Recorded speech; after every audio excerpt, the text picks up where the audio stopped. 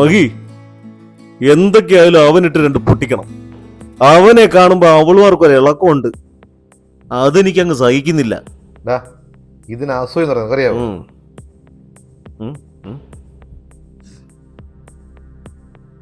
Day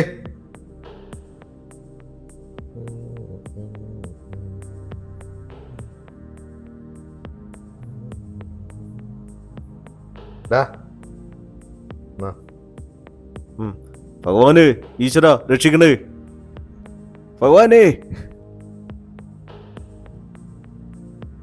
Sethu ആ വിട്ടം നിനക്ക് എന്തിനാ കാട്? നിനക്ക് മക്കളെ ചേതു ആ വിട്ടം എന്താടി? ഞാൻ നിന്നെ മുറിച്ചെടുക്കാനല്ലേ? അവന് നിന്നുള്ള അധികാര അവകാശവും എനിക്കുണ്ടത്. എന്താടി നാ ഇറങ്ങിപ്പോയോ? എന്തോ മഹിക്ക് നിന്നെ കെട്ടിക്കൂടാന്നുണ്ടോ? താനൊന്ന് പോടോ. എനിക്കെന്നെ സേതുവട്ടം കഴിഞ്ഞേ ഉള്ളൂ, ആരും എന്തും. അത് നാട്ടിൽ അലവലാതെ തിരിഞ്ഞു നടക്കുന്നത് പറയേണ്ട ആവശ്യമില്ല. ആ സേതുവേ, ഇന്നലെ വന്നേ ഞാൻ കണ്ടായിരുന്നു. പാർട്ടി പരിപാടിയൊക്കെ എങ്ങനെ പോകുന്നു? ഉഷാറാണല്ലോ. ഉഷാർ ഉഷാർ. പിന്നെ വേറെന്താ? വേറെ വിശേഷമൊന്നുമില്ല. ഒരു മിനിറ്റ്. എടാ നിന്റെ ആ ട്രാൻസ്ഫർ. ഹലോ. ആ ഓ അളി, എന്നെ വേഗം താഴോട്ട്.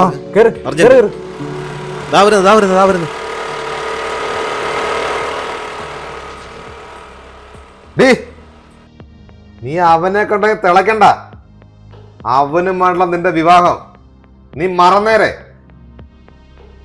നിന്നെ വിവാഹം കഴിക്കാൻ പോ ഞാനാ. നിന്നെ വേണ്ടത്തവനെ നിനക്കെന്തിനടി? കൊച്ചേ, ഊണിലും ഉറക്കത്തിലും മൈക്ക് നിന്നെ കുറിച്ച് പറയാനേ നേരമുള്ളൂ. സേതുവിനെ നീ അങ്ങ് മറന്നേക്ക്. വെറുതെ കാര്യങ്ങൾ വഷളാക്കാൻ നിൽക്കണ്ട കേട്ടോ. ആരും എന്നെ ഒന്നും പഠിപ്പിക്കണ്ട. നെല്ലും പതിരും തിരിച്ചറിയാനുള്ള പ്രായമൊക്കെ എനിക്കുണ്ട്. അവളെന്തെങ്കിലും പൊട്ടത്തരം പറഞ്ഞു നീ ഇങ്ങനെ തുടങ്ങിയാലോടാ. സേതു, നീ ഇത് ഇടപെടണ്ട. ഞാനും നീ നമ്മൾ യാതൊരു പ്രശ്നവുമില്ല. എടാ, നിങ്ങളുടെ പ്രശ്നം എന്ന് പറഞ്ഞാൽ എന്റെ കൂടെ പ്രശ്നമല്ലടാ. നിനക്കോളെ വേണ്ടതുള്ള കല്യാണം സമ്മതിക്കാത്തത് നീ എന്ത് ഇടപെടുന്നേ? അതോ നാട്ടിലും മറ്റു പല കാര്യങ്ങൾക്കും നിനക്ക് തിരിച്ചു കയറി പോണ്ടല്ലേ? ഞാൻ ഇത് കൈകാര്യം ചെയ്തോളാം. ഞാൻ ഇത് കൈകാര്യം ചെയ്തോളാം. നീ വിട്.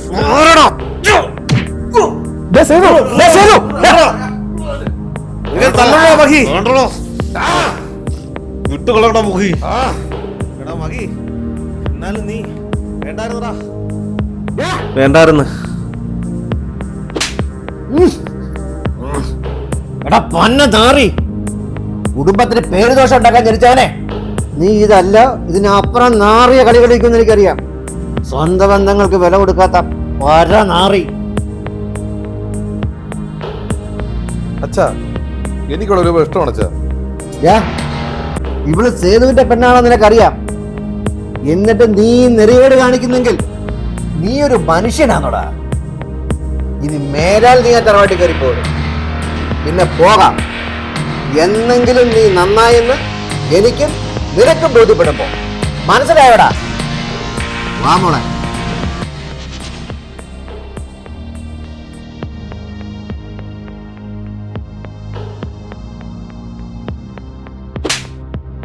ഇത് ഞാൻ നിനക്ക് നോക്കി വെച്ചിരുന്നേ.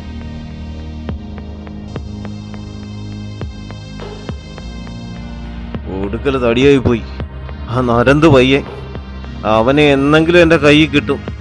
അന്ന് ഞാൻ കാണിച്ചു കൊടുക്കുന്നുണ്ട്.